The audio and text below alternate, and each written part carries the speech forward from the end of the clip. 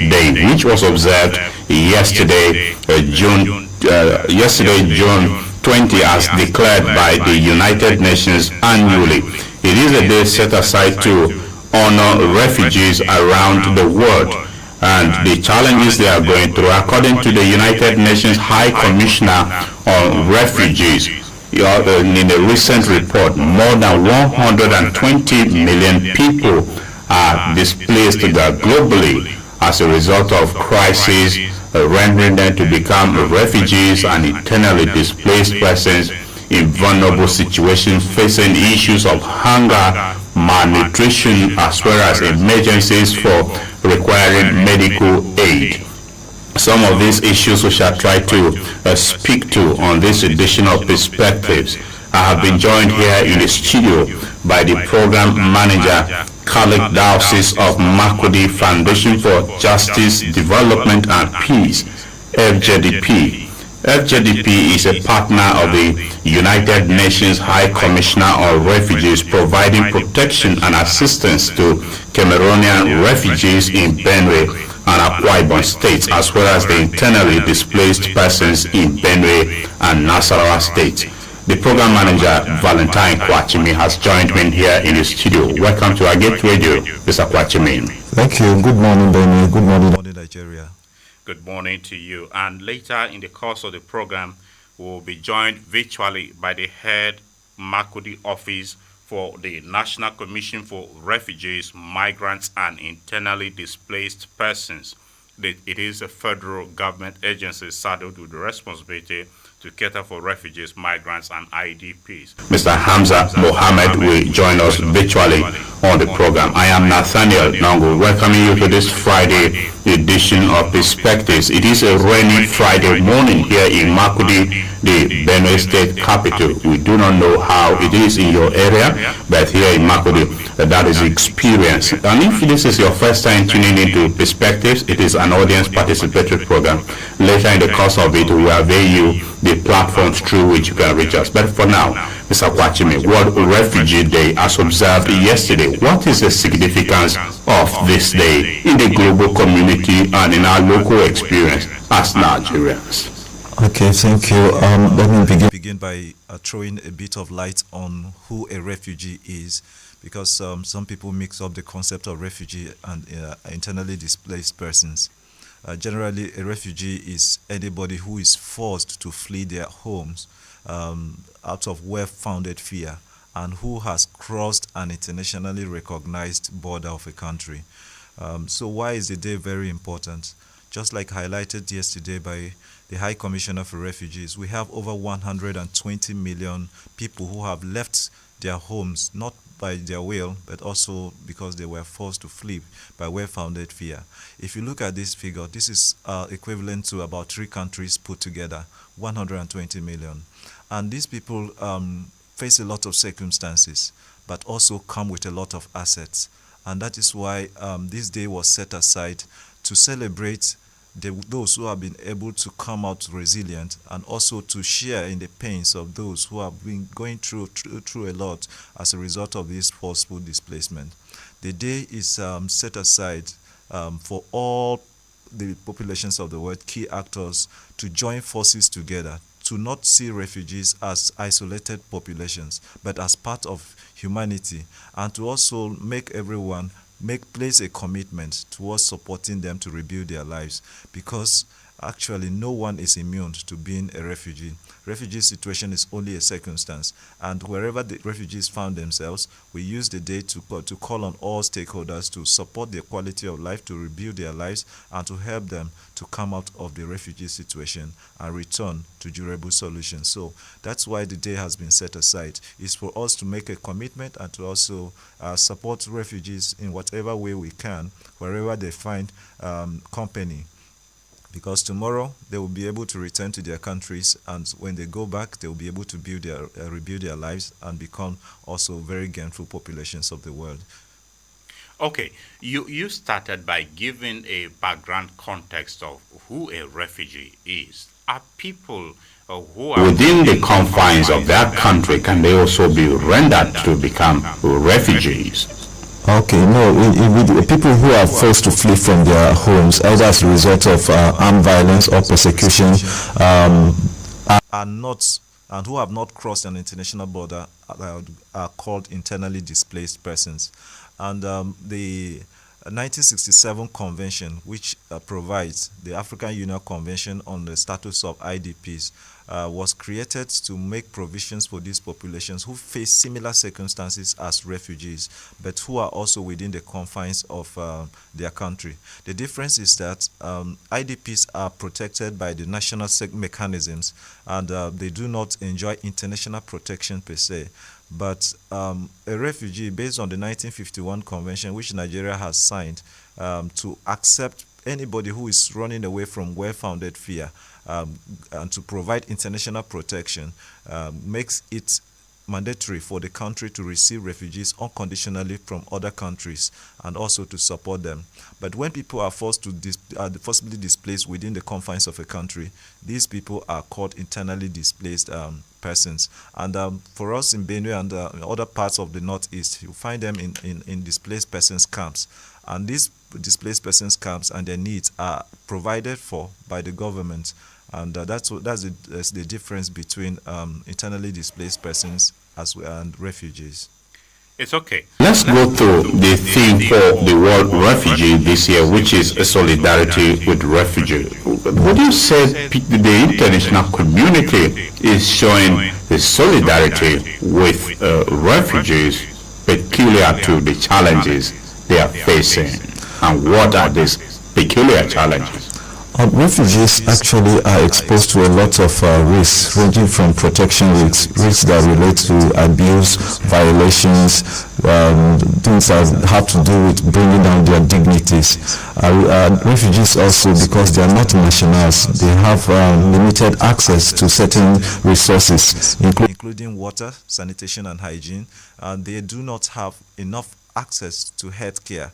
They do not have enough access to education, not by their will, but because the circumstances that lead to their displacement make it difficult for them to be able to cope by their own household income levels towards funding these needs. So why we call on solidarity is because to see these refugees and the peculiarities of their conditions, and to see how we can be able to open our assets to these integrated services: education, healthcare, protection services, security, safety, water, sanitation, and hygiene, so that they can also be able to live at least a dignified quality of life on equal basis with nationals. So why the theme in solidarity with refugees? Globally, the resources of countries to provide for even their own citizens is diminishing. And in recent times, the events of COVID-19, as well as other global insecurity, like Europe, which used to be the major funders of the refugee needs, have two wars on their lands. So the resources to provide for refugees are dwindling. Meanwhile, the turnover of refugees is increasing, and this is increasing pressure on countries who are receiving refugees. And that's why this team calls on both the government, private sector, and any individuals who have resources, community systems, to be able to make these support mechanisms available to refugees, so that we can complement and also jointly improve the quality of their lives. That's why the theme today, this year's theme, is very significant. Okay. I would like you to highlight a bit more further the peculiar challenges. You mentioned healthcare, education, and access to potable water. How about hunger, malnutrition, and other speak to us within this context. Okay, basically, just like you rightly said, most times when people are forcibly displaced from their homes, the first thing they lose is their means of livelihood. And because they lose their means of livelihood, they cannot provide for their food needs. And because they don't even have shelters enough, they stay in overcrowded places. Now, picture is a human being who does not have access to adequate food and is living in overcrowded shelter and has no choice of the kind of water they drink. And definitely their exposures to sickness and other protection risk heightens. And that's why you see refugees visiting hospitals more frequent than nationals. Yeah. So yes, they have a shortage of access to food, and that's why most of them are reliant on aid. And because they do not have lands to produce their own food, and they do not have livelihoods to buy their own food, it becomes difficult for them to meet up with daily survival calorie levels. It becomes difficult for them to meet the level of food that should survive a human being. And what this does to them is that it pushes some of them to go into negative coping behavior. So you see some of them doing child labor. You can see dynamics of child and human trafficking is increasing. And you see them trying to survive at all costs. And in the process, sometimes they even are more exposed to additional risks that further make it difficult for them, weigh down the quality of their lives and also their rights. Okay, we have now been joined virtually by the head Makurdi Office, National Commission for Refugees, Migrants and Internally Displaced Persons, Mr. Hamza Mohammed. Good morning, Mr. Hamza Mohammed, and thank you for joining us on Perspectives here on iGate Radio 95.5 FM, Makurdi, Benue State. Yeah, thank you very much. Good morning, and thank you for having me. Thank you. You are joining us from Lafia, the Nasarawa state capital this morning. How is Lafia? Yeah, it's working with raining. This little shower this morning. Oh, that's good to know. It means the North Central seems to be having rains this morning. It's also a rainy Friday morning here in Makurdi, the state capital. That's right. Okay, Mr. Hamza, yesterday was observed as World Refugee Day. Speak to us about the significance of this day as the head for Makurdi Office, National Commission for Refugees, Migrants and Internally Displaced Persons. Well, thank you very much. This day is very significant, very, very important. In the day UN General Assembly, that's United Nations General Assembly, agreed to set aside on June 20th. It's an annual event. Every June 20th June. It's Refugee Day. It's a global event dedicated to honor the courage, resilience and contribution of refugees worldwide. It is all about recognizing their needs, their plight, the rights, and the contributions. Okay. Your office has been involved with refugees and migrants as well as IDPs. From your experience, what are the peculiar challenges these categories of persons experience? Well, the normal challenge, these people people that are vulnerable, usually in your house or home, and then you were affected by some challenges of armed banditry, for example, or conflict, violence, and other which lead to a forceful displacement. Normally, the situation will be turned to a very situation. And so, of course, they are facing with a lot of challenges. If you want to leave their home to a place seeking for asylum, tries with a lot of challenges. But it's still not place like home. So first, of course, we face with a lot of challenges of social amenities, of course, and other related challenges, because they are ordinarily left forcefully, unwillingly, leaving their ancestral home into looking for a self-haven because of the issue of protection and all like that. So, because they're a normal human being too, they face with a lot of challenges, ranging from lack of food, lack of other core relief items for them to use for their daily use. Thank you. Okay. To what extent is the government making policies that will protect refugees as well as migrants and internally displaced persons? Yeah, they actually make a lot of progress in that regard. They make a lot of policies in favor of these refugees. And for us, the National Commission for Refugees, Migrants and Internally Displaced Persons, we have the compact,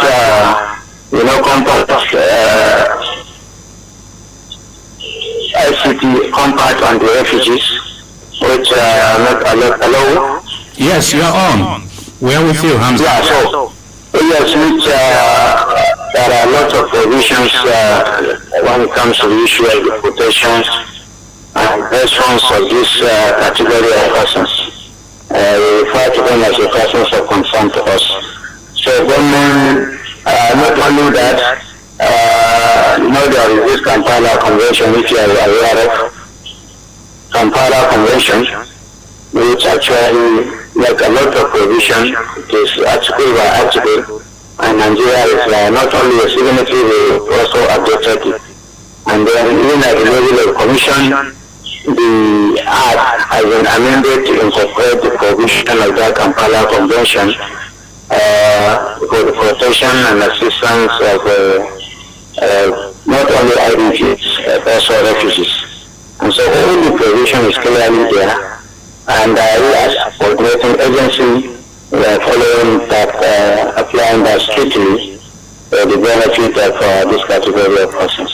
So I think in terms of policies, they make it in the way that is favorable and that giving a proper protection and assistance to the refugees. Thank you. Okay, Mr. Hamza, you are the head for Makurdi office of this commission, and you are aware of Benue having a number of IDPs. Speak to us about, in terms of statistics, how many are internally displaced persons, IDPs, has the commission documented, and what are the kind of challenges they go through in some of the camps that your office may have recognized?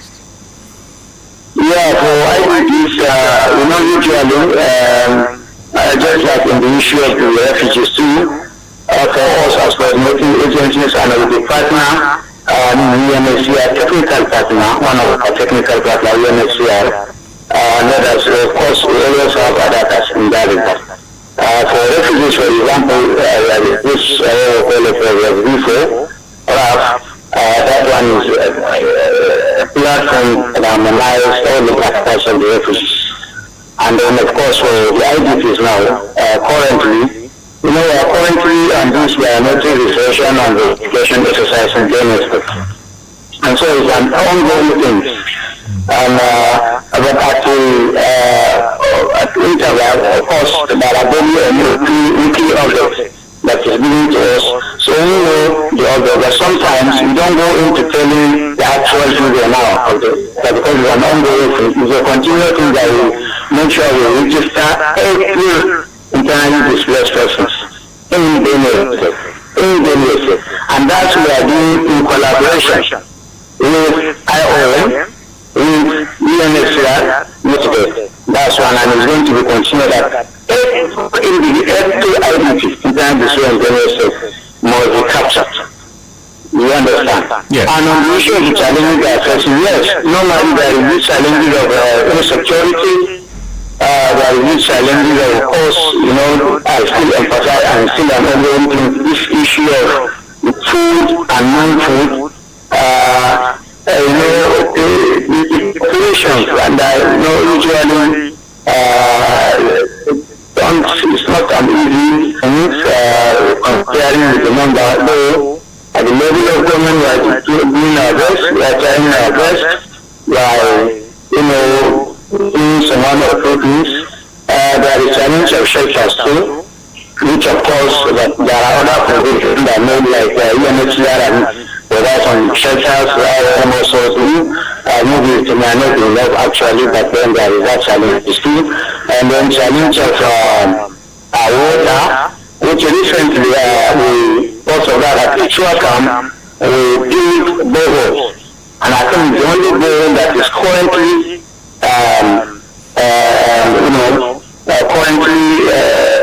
in operation. The last time I went, that is the only borehole they are using currently. And it is being by the National Commission for Refugee, Migrants and Displaced persons to help assist in terms of the sharing of the water. Of course, education too is another thing that, like I said, is ongoing because from the data we are gathering, we know the total number of the out-of-school children there. With the view to now see how we can be able to have them access to some of the education. Maybe we look at the proximity of the school and other things. There are a lot of plans on the ground and a lot of related challenges that is there. Thank you. Okay, over time, government has been making commitments of getting to resettle these IDPs. What is your commission doing with collaboration with the federal government to get the IDPs resettled in their ancestral homes? Yes, for us, at the National Commission for Refugee, Migrants and Displaced persons, is one of our focus, actually. Part of the focus, of course, the migration coordination, remember, standing committee on diaspora matters, working group on labor, working group on migration, protection, legal protection, working group on return, readmission, and reintegration. It's part of our focus, and it's also one of our major things, which we refer to as a global solution. Like I said, no place like home, and therefore it's a desire for every person, every internally right to return to his ancestral home. Once we do that, then we are giving him one very significant global solution. So what we are doing currently, recently, Minister of Humanitarian Affairs and Displaced, they actually organize, I think the students training, so all the process of seeing how we can return, or the government will return this class of this internally displaced persons, organize 2 days, we meet with them, including the task force committee on global solution, sit down together and then with the view to map out the strategy on how to begin to do this, including the resettlement.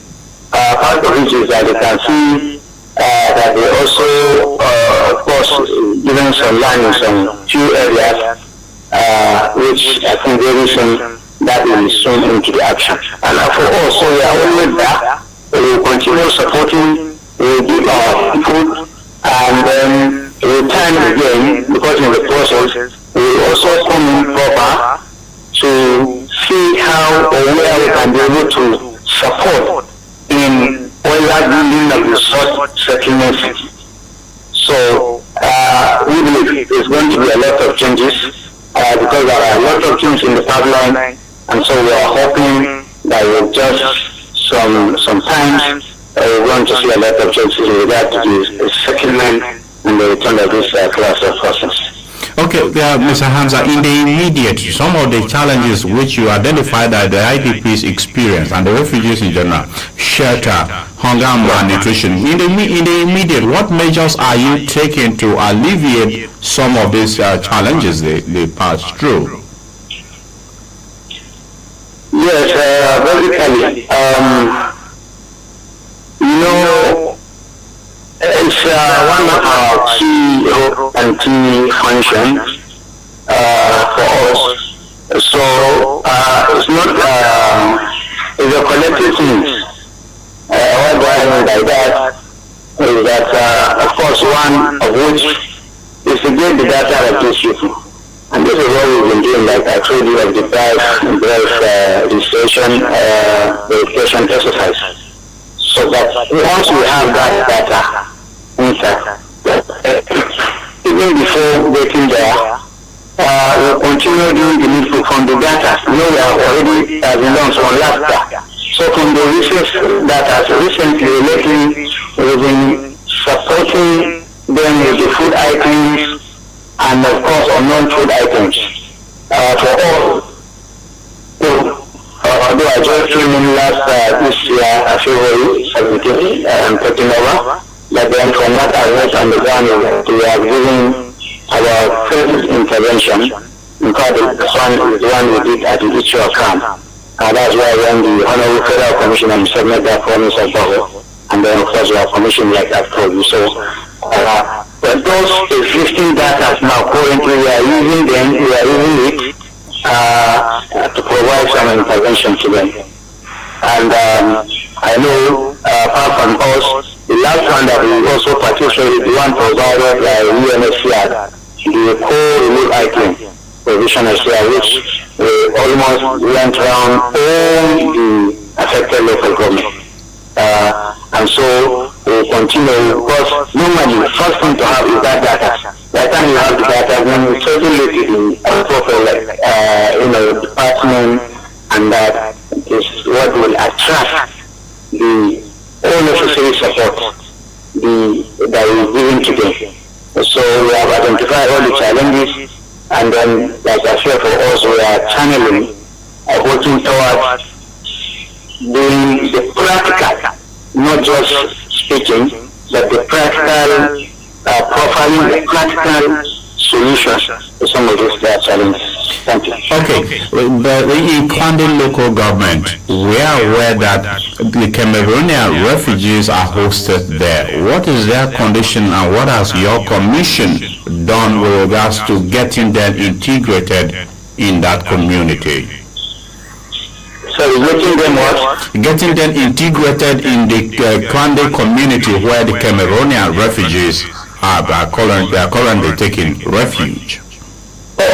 I think some of them are already they find it very convenient there. So meaning they are already adopted to that local government. For education, for example, there is a global partnership on education, which we are also looking at the number of the refugees, displaced refugees that are there enrolled into that school. It's a 18-month program, and I think it has already started. So you can see how we been embedded, how they are embedded into this kind of society. So also in terms of the livelihood support, empowerment, livelihood restoration, and others, we are working also towards that. Once you say you are integrating people, it depends on the level of impact you are giving them. Depends on the support you are giving at the moment. Depends on the profession, on the level of assistance which we've been, because we have received, and remember, we have given them a home reception, we have documented them, and we issue a renewable attestation letter sometime to them. We also doing a routine petition counseling. Then we are doing insurance and renewal of refugees identity issues, sometimes like conventional travel document, policy TDS. So to all the infection, all the necessary ingredients, all the things that will give them support for them to feel at home, we have been doing that in collaboration with those agencies. UNHCR, our technical partner, like I said, NCFRMI, FJBP, and other, of course, located and relevant stakeholders in that field. So we've been doing that, we've been supporting, so that, of course, for the refugees, normally, we don't force them to say they must return because of voluntary. Part of it we call a voluntary return. It is on the desire, and there are also processes for that. But for the integration, these are some of the things that when by the time we are doing, including the settlement we are giving them. I know they know, because of course, we are party, we are signatory to that, the principle of non-reforming, So they are welcome, and and then we are giving all necessary assistance, but I will continue to do that. Okay, Mr. Hamza, just before I let you go, what kind of advocacy our people need to have about the situation of IDPs, refugees, and migrants to accept them? And do you envisage a world that may soon be free of refugees and IDPs? What measures do we need to take? So sorry, please, I need to say something. Okay, yes, what measures do we need to take to mitigate the situation of refugees and IDPs? And also in our communities, is there any kind of sensitization and advocacy our people need to have about the situation of IDPs and refugees to accept them as people that desire to be given solidarity? Yes, of course, that's what we do, and that's one of the functions of the reason why for us against never am I having field and zonal offices about 15. Part of the routine functions of these or duties of these field and zonal offices is to continue advocacy, continuous sensitization, and first the issue of our mandate, meaning the mandate of the NCFIMI. And so part of the mandate, of course, is that these classes of persons which are our chiefs, migrants, internally displaced, stateless persons, refugees, returnees, as well as asylum seekers, are part of this class of persons we call persons of concern to us. And for us to see generally every of the organization, therefore need a lot of support. So part of the functions of carrying out that sensitization is not only on but it's the general sensitization to the public, to society, to every individual, to the organization, to know on the need to continue assisting these classes of vulnerability. So at this level, I will continue putting on the philanthropists, on the other organizations to do, like private organizations, which like I said with time, as we are coordinating, we continue advocating with that's what part of the routine functions we are to carry out at the level of the zone and field offices. We want to be individual to continue supporting this kind of displaced population and hosting them and giving them some support. They should understand the essence of course, the service to God and the rest is service to humanity. It's as a result of one challenge or the other than the other. So we should always see them as our brothers, as our sisters, and we will continue to understand with their situations and then reflect on such a situation with the view to continue assisting them and continue accepting them and continue even not always to support an individual. You understand? So they should continue to see them not as a body, but they should see them as part, especially of the internally displaced. I mean, if you cross any international border, they are within us. They are our people. They are our brothers, they are our sisters, that are regularly you cannot choose to continue to protect and support them. But of course, adding to the fact the particular situation they are in, if it is necessary, it is very necessary that we continue to look into their situation, that if you are somewhere sleeping comfortably, remember to think of the other people who are without home. All the shelters they are living, if you are opportunity to go to some of those places, you will believe that when you are opportunity to hear the situation that lead there to this situation of displacement, you will sometimes feel like you are just, if you are not strong, sometimes you feel just, I don't know how to put the whole that particular time, because you've seen we are always with them in the camp, various house community and other. Some of them will be telling me a lot of things which I don't need to, there is this things at that level that you don't even trust some of the things here, It's highly, very confidential. But then again, we know this, we continue calling on these people, to be in the society, to continue supporting them and continue with, and then again, at the level of the other organization who are humanitarian, we should come together, synergize, continue partner together and see how we can together offer solution the challenge of life this category of persons, called persons of concern to us. Hamza Mohammed is the head Makurdi Office, National Commission for Refugees, Migrants and Internally Displaced Persons. He joined us on Perspectives virtually from Lafia, the Nasarawa state capital. Mr. Hamza, we deeply appreciate your time with us on the program.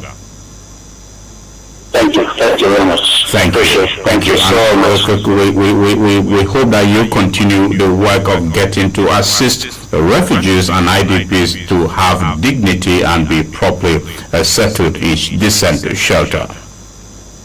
Yes, we'll continue doing that because our mandate, and we believe we are committing to achieving that mandate at level of National Commission for Refugees, Migrants and Internally Displaced Persons. Thank you very much, Mr. Hamza. Have yourself a great day. We appreciate your time. Thank you. I appreciate you. Thank you. Have a nice day. Thank you. All right, we'll be speaking with Hamza Mohammed, the head Makurdi Office for National Commission for Refugees, Migrants and Internally Displaced Persons. He joined us virtually on the program from Lafia, the Nasarawa state capital. We appreciate him for finding time to share his thoughts with us on this subject matter. Dear listener, if you are just tuning in, you are listening to Perspectives on iGet Radio 95.5 Star FM, Makurdi, Benue State. We are discussing World Refugee Day, and you can reach us by calling in on 0814-335-9292. 0814-335-9292. That's the line to participate on the program. You can also send a text or a chat on 0912-699-9404. 0912-699-9404. You may also log on to our website on www.igetradiotv.com. Once you log there, you can listen to us live from that platform as well. On all our social media platforms, the program is streaming live there. Facebook, Instagram, YouTube, and X, formerly Twitter.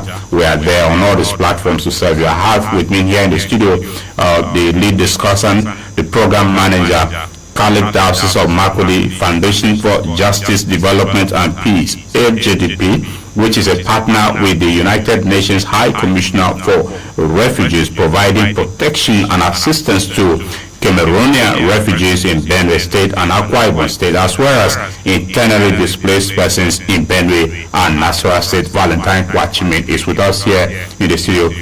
Valentine Kwaghchimin, I'll come back to you shortly after we may have engaged with the audience, and we'll continue with the discussion. Good morning and welcome to Perspectives. Hello, good morning, sir. Welcome to the program.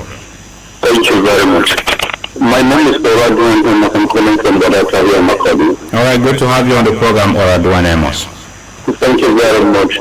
In language pathology, there is an undeniable fact that the internally displaced persons and the refugees suffer what is called adult and children neurogenetic disorder in communication.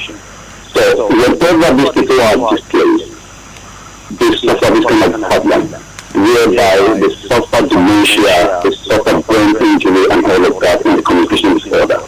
So it's very important. I am grateful to God that the National Commission for Refugee, Migrants and Internally Displaced Persons have arrived at Makurdi, and they are doing a wonderful job of listening to Hamza Mohammed concerning that. It is very important that we shouldn't discriminate with IDPs. We should show them love, because these people are asylum seekers. They are living in a poor condition. Because the last time I visited them to account, I shed tears.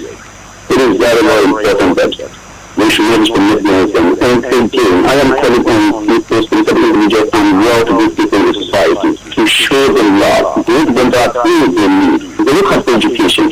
Education is very, very vital. Some of the children are denied access to good education, which is the right of every Nigerian child. So it is very, very important to ensure that these people get the desired living, because they are looking for so many things they need to get.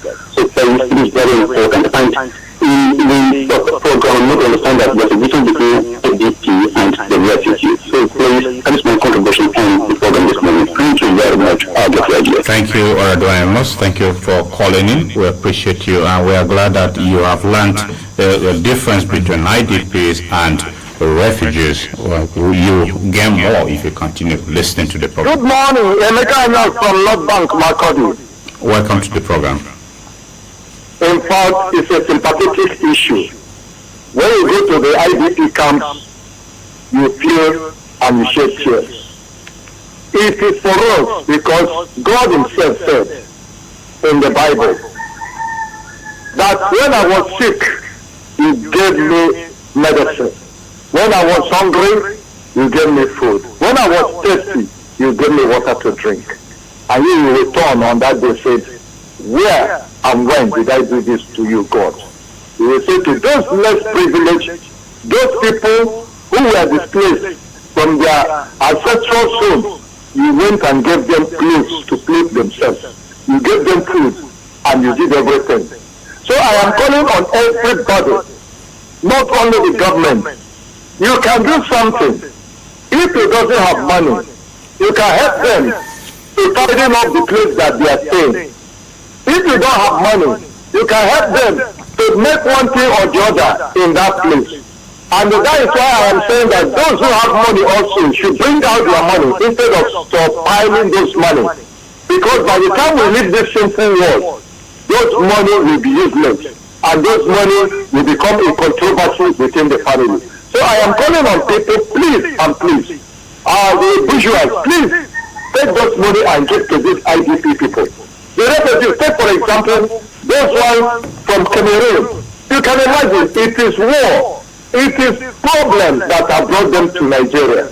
Some of them would have not come to Nigeria if not because of those problems. And their children are suffering. Some are not going to school. The government are doing their best. But we individuals, those who are community people within that environment, they should also look at it that that also will make the name of that community become a good name. Because in the world today, they will say, social community hosted these IDPs from Cameroon. And the people will understand and they will do something for those people there.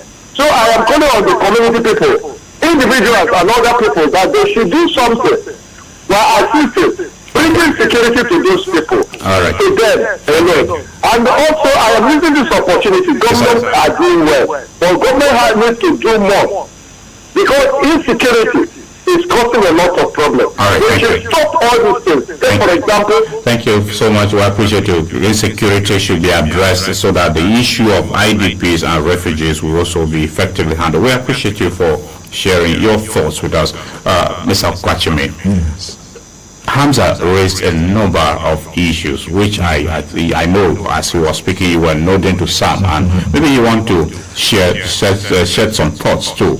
You like or disagree with him on areas if you have. Okay, actually, we're working together with the National Commission. So what he said is actually true. What I wanted to throw more light is to appreciate the federal government of Nigeria. Elsewhere in the world, it's difficult for refugees to even have what we call refugee status. Because when refugees cross into a country, they're supposed to be given a status, a recognition, and given ID cards, which are usually given through the commissions. But what the government of Nigeria has done, it has given what we call prima facie refugee status, unconditional acceptance of these populations. So that's commendable. And there has been a lot of progress also made towards including refugees in national systems. Prior to now, they were not enrolled into NIN, so it was difficult for them to even have bank accounts. So it was even difficult for people who wanted to support them to do businesses to do so, because where would they keep the money? But now there have been made provisions for them to be enrolled into the national identification number, to have registration, maybe with driving licenses and a couple of other platforms. These are huge progress. And with regards to what one of the callers said, yes, refugees and IDPs gone through with a lot of traumatic experiences. And what we are doing is we have mainstreamed what we call psychosocial support in all our interventions to help them recover from the traumatic stress disorders. And sometimes even the people some of us who are responding to the situation become overwhelmed by acquiring some of the trauma from the stories they share. Okay, I will beg you to hold your thought on that. We will continue on that to expand more. Hello, good morning. Good morning, sir. Welcome to the program. Mondachi Gabriel from Ojata Madoka. All right, good to have you on the program, Mondachi Gabriel. Thank you. My regards to the guests in the house. Thank you. In fact, like you are saying, people in the IDP camp, it's not their making, and it is just their liking and they are there. It is something, a job that is brought to them there. Nobody buy it and nobody sell it. So the condition at their place is very appalling. What I want the people all over, not only the government, to do, any good person, good Samaritan that has something to help them, helping hand to be given to these people. Nobody should neglect them. And the government, let them try all they could to return those who are returnable, so that they can go and live in peace. Right. And when they can return to their displaced place, let every place be secured before they are returned to their places. Thank you. Thank you, Honorable Gabriel. We appreciate you. Thank you for calling in. The line to call is 0814-335-9292. 0814-335-9292. I'll come back to you shortly. Good morning, presenter. Morning to you. It's the voice of Mark the father from Program. Welcome, Mark. Thank you so much. As other callers are saying, I think government is doing a lot to give necessary support to the people in the IDP camp. So we the individual, those who are privileged to need their support, and then because discrimination and stigmatization will give them more thinking about their condition, because it's not their will to be there. Comparing as a farmer and today, you are now automatically displaced in your ancestral home. I think there's a lot of challenges you can face. So let's show love and care about these people. We are brothers and sisters. But I'm rather urging our representatives to at least have a showcase of giving them the necessary support, because I think what we send them to represent us is based on those issues that our eyes may be on them. We are not saying that the full dependence should be on them, but I think they are the people who will come down to know the condition of their people, so that at the end of the day, they will have a little support to them. Right. Because the issue of insecurity needs to be addressed. When our people in IDP camp go back to their various homes, I think all those challenges they are facing there, they will be over for them. They will continue managing their life as before. Right. So the issue of insecurity is what causing everything, all those hardships we are facing now. Thank you for the opportunity. Thank you, Mark. Thank you. Insecurity should be tackled, because that is a belief of Mark, that once insecurity is addressed, the condition of IDPs will also be addressed. IDPs and refugees. Hello, good morning. Hello. Hello, good morning. Good morning. Welcome to Perspectives. Yes, I'm Ruben Sonia. The name is who? Ruben Sonia. Okay, Ruben Sonia. Good to have you join us. Go ahead. Okay.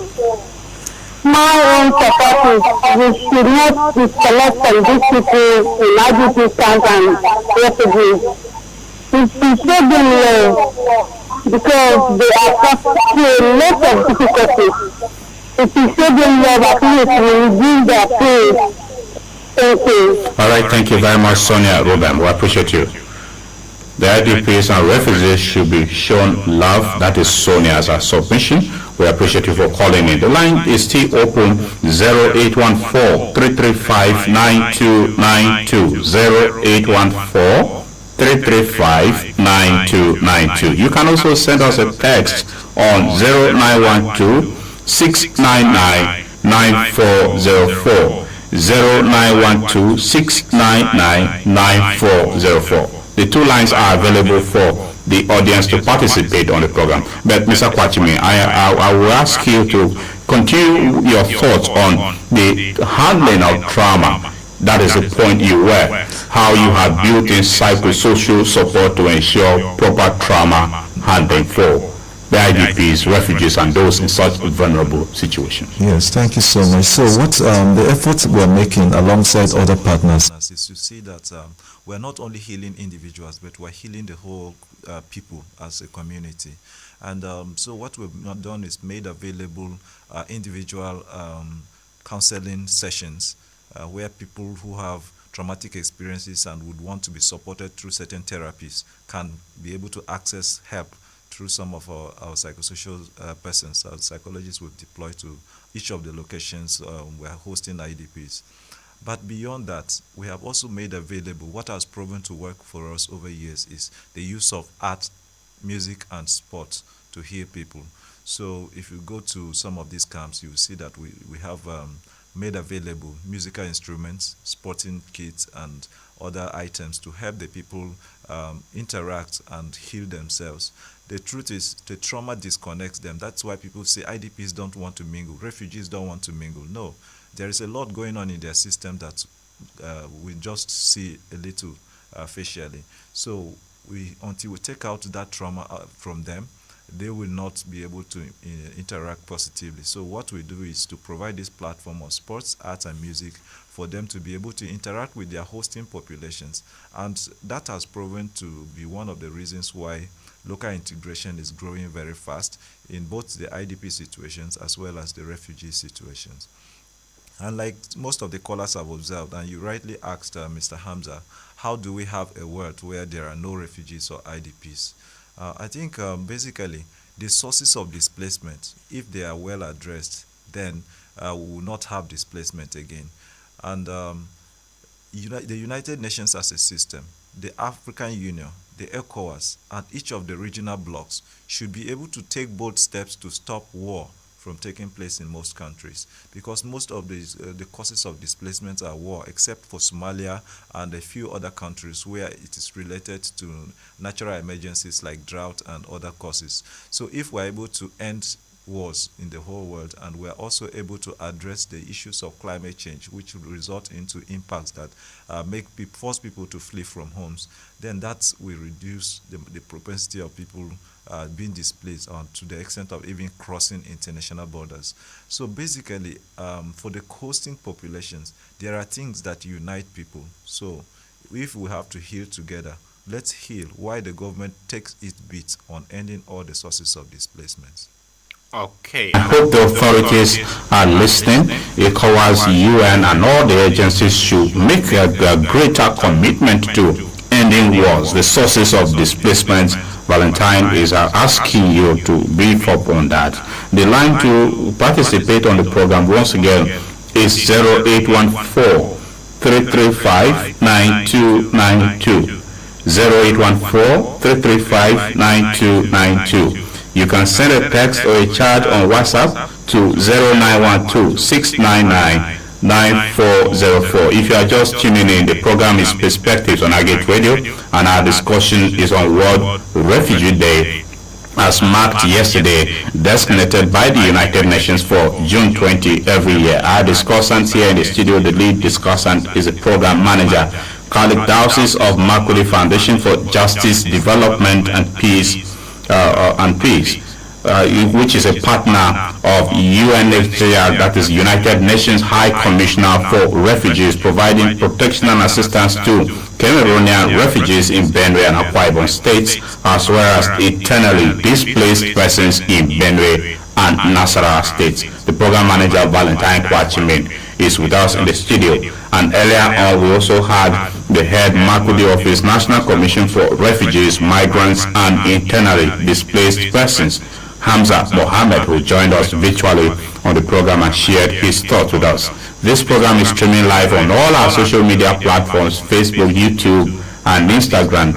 If you search Agate Radio and TV out on these platforms, you'll be sure to follow the live stream.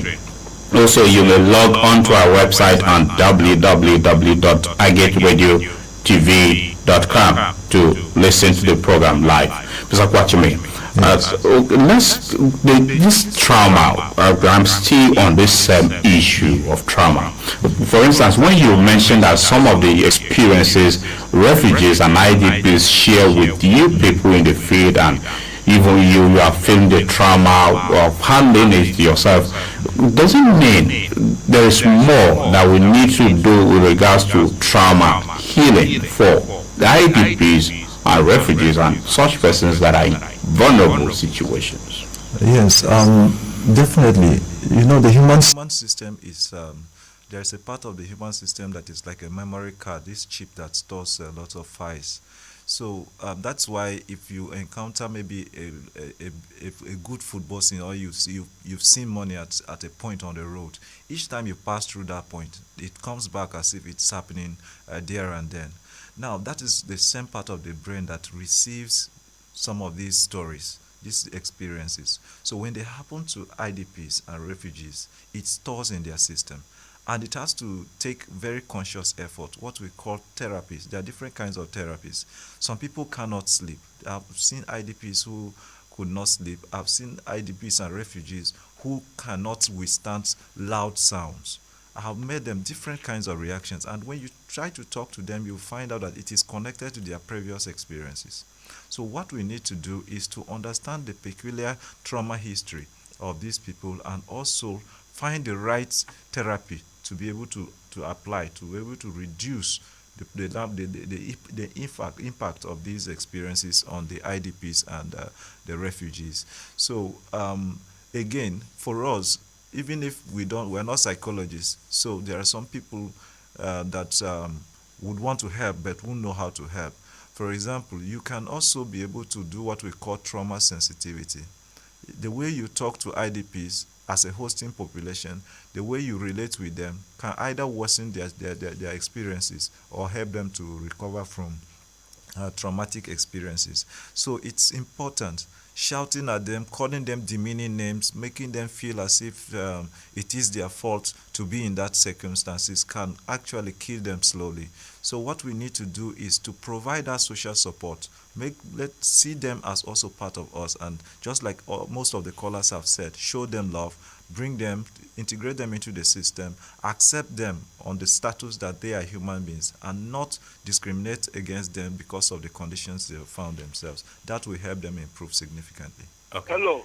Good morning. Okay. Good Nongu, good morning. Good morning. And I greet your guest. Welcome. It's a very serious topic. I'm a son of a soldier. He went to Second World War. And I know, now that I'm an elderly man, some of the reasons why he was a generally withdrawn person. He would not struggle for. I just wonder, somebody who lived in Makurdi was a soldier, he had only one plot of land. In fact, when he died, if I were not okay enough to have had my own house, I would have been fighting with my siblings from the other mother. And coincidentally, I took on with the same mentality, because he would try to, anytime crisis is coming nearby, which I don't want crisis, keep it out of me. So, I want to know what mankind can do. Realizing that right from the Garden of Eden, Cain and Abel began to exact violence. And so humanity today walk through the streets and watch people very carefully. Violence is still everywhere. If not for the security and maybe the crowd, there is also a small element in mankind that always likes to fight for the underdog. But in the general news, you see people with their own children captivating people, driving to and fro, and so much violence everywhere. So the palliative measures that man has already set on ground. Quite unfortunate we lost connection with you, but I think it's just the general picture of violence Mbaukan is trying to paint there. We appreciate you for calling in. The line is still open. Hello, good morning. Hello, good morning. Welcome to Perspectives. Yes, Kasua Chalomon is calling from Gungu in Constitution Local Government. Kasua Chalomon, good to have you on the program. How is Gungu this morning? It's raining, the weather is very cool. Okay, it's a refreshing weather. Go ahead, Chalomon. It's an interesting topic you people have put on air. Thank you. there are a lot of challenges people face in the IDP camp. So if you put yourself in that position, you will know the pains those people are passing through. Like some of us, we eat even more than 3 times in a day, but people living in the IDP camp don't have such opportunity. As we look at the life going on with the ladies in the IDP camp, some of them underage are exposed to sexual harassment. So it is good for those youths to be returned to their sexual home.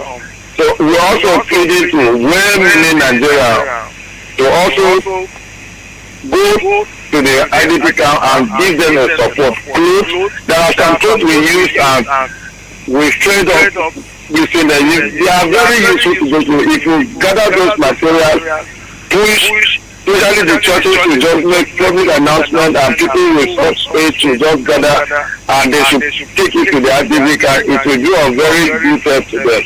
And other people, the refugees, I've heard what people have said, that they have made a provision for them to start operating in their business is good.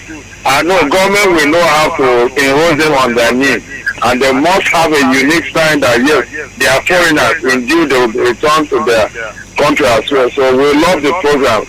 Keep on giving us updates and throwing more light to us, even we in the village. I'm so happy with the program. Thank you so much. Thank you so much, Chairman. Thank you.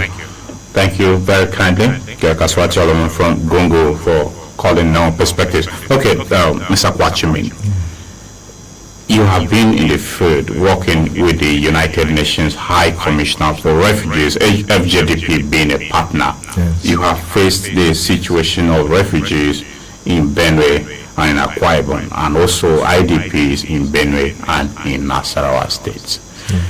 In the light of the peculiar challenges, some of which we outlined earlier, what is the UNHCR as well as FJDP doing with regards to cushion the effect? But before you speak to that, let's engage with a few more persons that are waiting on the line, then I'll come back to you on that. Hello, good morning. Hello, good morning. Welcome to Perspectives. My name is Kayo Telanga from Kiev. Kayo Telanga, the network at your end seems to be breaking. Can you change your position a bit so we hear you better? Okay, what about now? Yes, we can hear you now. Did you say Kayo Telanga from where? Bakire, that's in Boko, local government, right? Yes, sir. All right, go ahead, Kayo. Hi, you do a wonderful job. Thank you. Other callers have said it, or I just want to appreciate, and I want to tell you people that it's not only in the church that you can worship God. You guys are worshiping God inside the studio, and we the listeners are followers of the Church of August. So keep it on. Thank you so much. Thank you, Kayo. We are really encouraged. So thank you for your kind words about Get Radio. We are encouraged to do just what we've been doing that is making us worship God. All right, Mr. Kwaghchimin. Okay, so yes, generally, normally when a displacement situation happens, you see a lot of UN agencies come on to take up different components of assistance. Incidentally, since the refugees came into Benue and as later on in Akwa Ibom, UNHCR was the main agency providing support. So what did they do? The first level of support that was provided to refugees by UNHCR is to provide shelters for them. A lot of shelters for the refugees. There are permanent shelters that have been constructed. FJDP facilitated that process in the Ikogen settlement, and this was through a fruitful advocacy with the government, who provided an area for a refugee settlement to be established. So they have provided shelter and also plastic shelters in some locations, including internally displaced persons. So shelter assistance has been there, but you know the plastic shelters have a time frame. Yes. With time they wear out. So if you move around some of the camps again, you see that some of the shelters are in disrepair and need to be fixed. But the permanent shelters are there. But aside this, UNHCR has also been able to provide health assistance to refugees in Benue State. This is being done through Red Cross, their partner. and refugees can now access primary health care with some advanced level of services that are beyond healthcare but also considered basic. And UNHCR has also facilitated access of refugees to education, and currently they are doing digital learning in 2 schools, NKST Gbazo in Kwande and NKST Ahondo Primary School, as well as St. Francis Xavier in Kogen. So these initiatives are ongoing, and refugee children who are able to graduate from school are being supported to write certification exam, and scores of them have been enrolled into universities and are enjoying different levels of scholarship. So that process is on.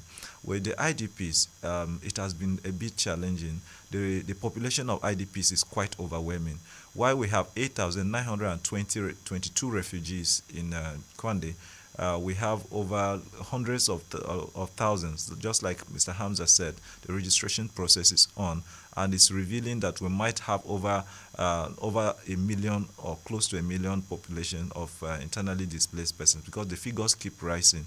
And if that comes, it might get us to a situation where the Benue situation might be worse than that of the Northeast at the moment, because some of the ones in the Northeast have migrated. So the assistance to IDPs has been limited, but there are shelters that have been permanent shelters that have been constructed in Bajimba camp, which are meant for IDPs. UNHCR has also facilitated with the construction of plastic shelters in some camps like Utbam. If you go there, you see them, and then parts of Dauduwan and OTC camp. So these initiatives have been there. But there, like I said, the ratio of the services to the beneficiaries in need is really a deficit, at huge deficit, because of the number of displacements. Then with protection, which is what FJDP does, what we are basically trying to do is to ensure that people, IDPs, are not subjected to gender-based violence. So we are doing a lot of prevention efforts, and when these incidents occur, we provide some levels of assistance, including life-saving assistance, material assistance, and where it is needed, we also provide legal aid and assistance to be able to seek justice for refugees and IDPs who either are abused or come at conflict with the laws. So for children, we have been able to place children under what we call care arrangements, because under the guiding protocols, no child is supposed to head a home, and no child is supposed to walk or travel or without the company of an adult. So when we find them, we place them under kinship arrangement, where we are able to find relations to the child, or we are able to also put them under foster care arrangement, where there are no relations. So we've been having this with a lot of successes. And we are also currently trying to provide them with livelihood assistance. It will be interesting to let the world know that our refugees have started producing sweet mama meal in Ikogen. This is processed food from refugees, and we guided them to show you that they are rebuilding their lives already. And I think the product is under certification and might go into the market. And these are refugees, also to prove that refugees don't come only as a burden, but when adequately supported, can also be assets. So basically, these are some of the levels of support that has been made available to refugees. We do a lot of border monitoring, because based on the 1951 convention and the Kampala Convention of 1967, which talks about IDP, we are not supposed to return people to a place of danger when they cross international border or when they come into a state seeking safety. So Nigeria has signed that. So we move around the border together with NCFRMI, SEMA, and other stakeholders to talk to the communities and improve hosting conditions, so that when these people arrive from Cameroon or any other locations, they will be able to understand that they are just running away for seeking safety, and they will be able to accept them. So these things have proved very, very successful so far. But just like I said, the population is overwhelming because the resources are dwindling. The funding that used to come in has reduced significantly as a result of the situation in Europe. So they are also fighting refugee situation as a result of the war in Gaza and Israel, as well as that of Russia and Ukraine. So they are spending a lot of resources in Moldova and other locations hosting refugees. And then it becomes difficult to cope, to meet up with the protection needs, the solution needs of these populations with limited resources. So that's where we are for now, but the efforts are on, and the advocacy is yielding results. We are beginning to see other UN agencies. Kudos to IOM and other agencies that are coming in. I think the advocacy is paying up now, and in the next few years, we might have better resource base to support these people. Okay, when you mentioned the ratio being in deficit and, of course, the dwindling resources, is there any hope then of getting these people to actually have a decent life anytime soon? So what we're trying to do is to build, to move from assistance to solutions. So what we're saying is that, of course, it's difficult to access grants from overseas the way it used to come. So what we were trying to explore is to see that we build solidarity locally. That's why the theme for this year is even solidarity with our refugees. So that the private sector investment and then the private sector involvement, individual involvement, and also even the governments to also mainstream, instead of creating parallel structures that will make it difficult and more expensive for the government. If the refugee and IDP population can be mainstreamed into existing governance systems, such that the government is able to address both the needs of these refugees as well as nation. I'll explain. For example, we have school feeding, we have trader money, we have Empower, we have a couple of social safety programs. So rather than create a particular program for refugees, we are advocating that refugees can also be mainstreamed to be part of the beneficiaries of these projects, so that the government can have a more streamlined way of supporting the larger populations with limited resources. But above all, our major drive is to see private sector investment. See all the big companies that are in the country to get involved, because refugees also come with markets for them. So they are not losing out completely. They will also gain from the fallback effect of supporting refugees.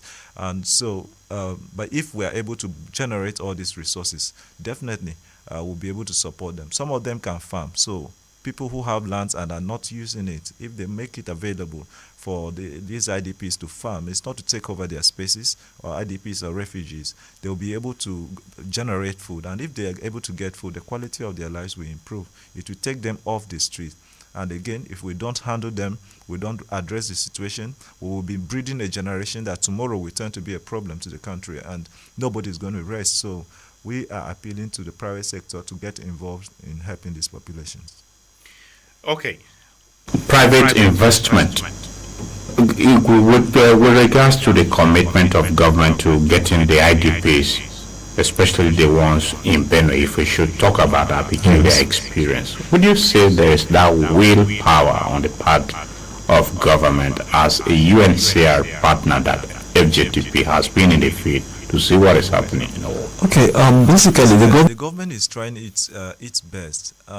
Just like Mr. Hamza said, one of the major setbacks we had all through the years of supporting this population was data. Because if we were going to plan anything, we needed credible data to base our planning on. In the past, the data was harvested, but because it was not with the involvement of certain agencies, they didn't trust the data enough to begin to plan. So with the government, I think the frameworks they are putting in place is going to create that environment for any positive development and impact-based support to be provided to IDPs. We're talking resettlement. Resettlement is very serious business, and I have seen a lot of commitment. They already have a roadmap for resettlement and a task force set up. There are engagements going on, some of which are participated. So I think the frameworks are there. What is just needed now is the resources. But I understand also from our engagements that the government is also trying to get their own resources, adequate resources for resettlement. And it's also for the communities to also make available their own resources, like land. If we are resettling them to a third option, which is a third location, they will definitely need land. If we are relocating them to their ancestral homes, that model will require for us to do what we call a dime field. That is, improve the security, improve the cover the ungoverned spaces that are there, fix back what the social amenities that were destroyed or abandoned. then that can create conditions for people to go back. That one is very expensive, but I know that if the government puts its will to it, they will definitely get results. And is that will being put to it? Yeah, I think so, because they have the frameworks. See, if they didn't have the will, they would not create the framework. Now there are guiding documents that they have even initiated a process. So a government that does not want to attempt such would not want to spend a lot of resources to even bring the whole UN system to advise and guide on a resettlement process. So for me, I think the will is there. What needs to be done now is more consultations and to be able to generate more resources, because they have the framework already, and the UN has made a commitment to support the process based on the commitments they made in the last meeting which I attended. So I think they are willing, and hopefully if they get the right resources and the right technical support, the process will be a very successful one. Okay, earlier on, you called for private participation in terms of private support, since there is donor fatigue from the international donors, if I should quote you. Yes. Now, in what specific areas would you want private persons to step in and assist the humanitarian situation of the IDPs and internally displaced persons? But before that, just 1 minute, I'll be back to you. Let's take this call. Hello, good morning. Hello.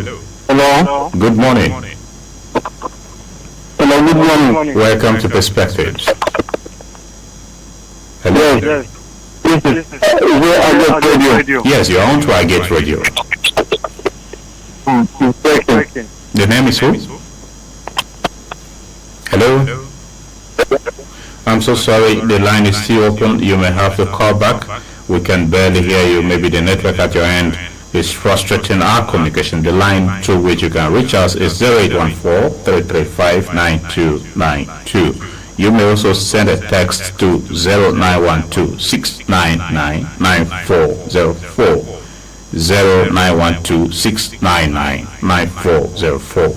Mr. Kwaghchimin. Okay, yes. So for me, I think the best sector for private actors to get involved in is supporting refugees and IDPs with livelihoods. Livelihood means helping them to get something to do, to be able to earn household income that will enable them to take care of themselves, provide for their needs. It's difficult for refugees to access certain jobs for now, based on the job recruitment requirements sometimes that require certain documentation. But private sector can step in to train them in skills, to be able to also support them to start up micro, small, and medium enterprises, and can also uptake some refugees who have skills to be able to work in their companies, work in their factories, and from there be able to generate income that will take care of their needs. It's interesting to know that in Akwa Ibom State, we have a refugee that is able to generate solar power that can power a whole community. And now that's a useful skill. But because of the limited private sector involvement, there is no one who can uptake that young man. If, for example, that young man is supported or integrated into existing private tech companies, then they can be able to uptake up to about 20 or 30 IDPs, and these people's income levels are going to increase. So my would be that to focus. I'll beg to interrupt you very briefly. I'll come back. I'm just trying to complete my thoughts. Briefly. We need to go back. Okay. And about the basis being that yes, government should spend no money reminding human beings, like the other person said in the church, reminding human beings that all is vanity. No matter what you do, whether it's nation versus nation, individual versus individual, no matter what you do, at the end of the day, even if there is no hell or heaven, you will surely leave that thing behind. So this issue of dominion, trying to live in such a desperate situation where you end up getting to war and displacing people, making others to become refugees. People should early in schools, worldwide. It's not a Nigerian matter alone. Because if you count the quantity of wealth that is being spent by these world-class policemen for war, you will be shocked that why is it that people cannot get water to drink? Why is it that people cannot get small? Why are people getting displaced? Because if you put that money into human beings, arranging, look at the land, it's so vast. The all right, thank you. Thank you so much. We appreciate you for concluding your thoughts. Thank you for calling in. All right, Mr. Kwaghchimin, you were speaking to us on getting the refugees and IDPs in private investments. You cited an example of a certain young man who has produce solar power and how they can be involved. Yes, so what I'm saying is private sector have a big role to play when it comes to improving the economic status of these IDPs and refugees because they already have the systems. So uptaking IDPs and refugees and training them in technical and vocational skills or supporting them to set up micro, small and medium enterprises or even supporting them in agricultural chains will be able to help them to rebuild their lives. Because if they're able to generate the incomes by themselves, they can be able to address every other need they are connected with, like maybe food. Some of them need food, some need shelter, some can even leave the IDP camp. So I look forward to that time where this engagement will take place. But the government also has a role because where the model of private sector involvement in humanitarian sectors has worked, the government has also been able to provide some tax reliefs to these companies that are supporting this population. So that becomes an encouragement for them to now invest in this human empowerment, and this is also helpful to even the system and even the Benue as a community or Nigeria as a community, because these people will go back to, we're talking of resettlement, one day they will go back to their communities. It will be easier for them to rebuild their communities if they leave the displacement, the asylum space with skills, with empowerment that can help them to restart their lives. So that would be my one of my takes on that. Okay, so the private people should key in because the areas highlighted are noted for you. But again, I would like you to speak to us with regards to education. How can people who are not in the humanitarian space or are not directly involved with the UNHCR also assist in the provision of education for the many out-of-school children confined to the IDP camps and some in the refugee camps? Okay, waivers. Waivers is always what I seek for refugees and internally displaced persons. What are these waivers? Because these people have been displaced from school for over a period of time because they don't have resources. And if you have to enroll them into school, there are certain requirements that sometimes overwhelm even their household income levels. So what we always seek is that if it is possible, even the private schools, the missionary schools, the Islamic schools, in different community schools can now unanimously say, okay, we can waive this cost, so that it brings down the cost of enrollment and access to education to a level that refugees and IDPs can be able to afford. That will be helpful because if refugees come into school with a different uniform, there will definitely be there will be protection issues because somebody will make reference to them on the quality of uniforms or on the quality of sandals. But if they are waived certain things like maybe textbook fees or something, which somebody might not tangibly see, they can save from there to provide the uniforms and buy the books to also be on the same level with the other kids. Because from our experiences providing education to refugees in Kwande, we had some dropouts, and when we investigated and did our protection analysis, we discovered that some of the children refused to continue going to school because they were stigmatized on the basis of the quality of their scholastic materials, and saying that, okay, this one doesn't have standards, children will not understand the difference and the challenges of IDPs. So what we try to do, and which also succeeded, was to talk to the state government to waive certain fees for refugees, and they have actually waived a lot of fees for refugees, so that the little that money that was available, we were able to reinvest it into buying some of these scholastic materials and needs to enable the children also enjoy the same learning space as host community population. So private sector can do that. The Bishop of the Catholic Diocese of Makurdi has already taken up to 100 children and provided internally displaced persons and provided them with full scholarship.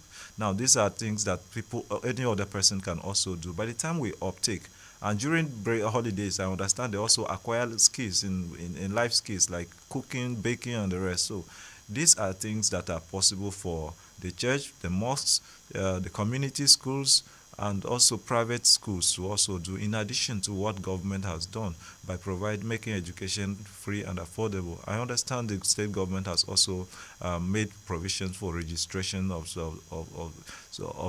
final year or children who are in penultimate years in external exams. These are good moves, and if we are able to provide this support and sustainably for IDPs and refugees, we will have a very literate population that will not turn back to become problems to society tomorrow.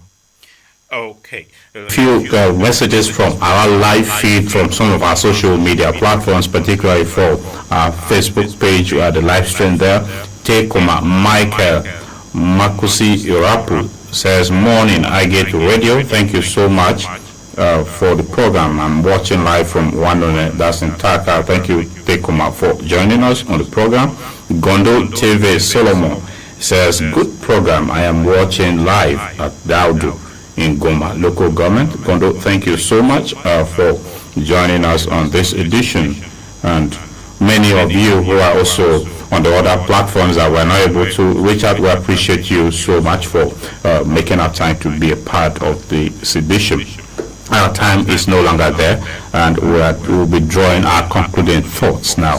What kind of policies would you like to see in place for the social protection of IDPs as well as refugees? Mr. Kwaghchimin. Okay, for me, for the IDPs, I would solicit and also advocate for the domestication of the Kampala Convention, because the convention provides for everything that should be a framework, a guiding framework for supporting IDPs. So if the National Assembly can domesticate the Kampala Convention, and it becomes then a very comprehensive framework.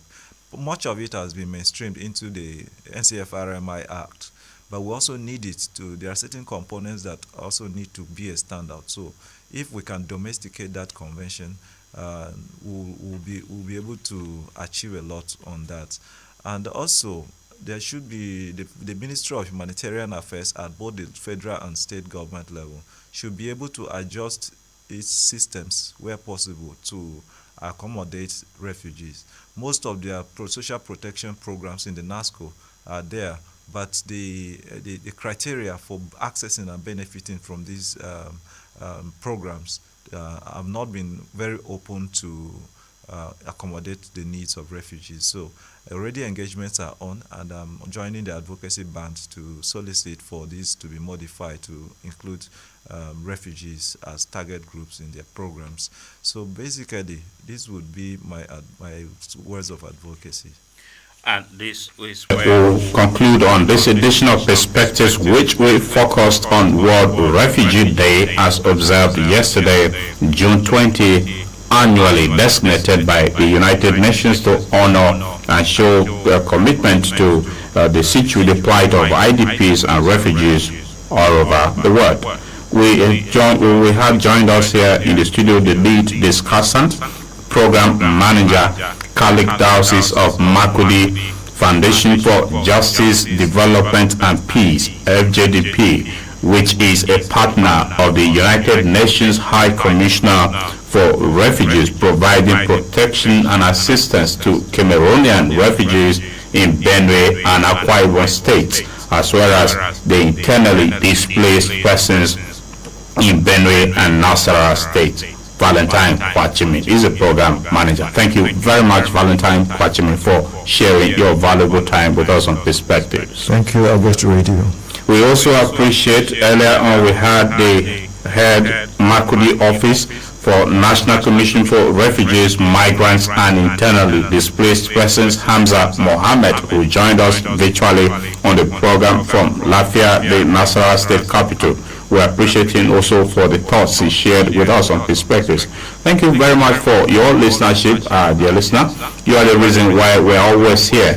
We appreciate you for always tuning in to the program. Many calls we are unable to accommodate on the program for want of time. We hope you will be with us and join us again next week Monday for another edition of Perspectives.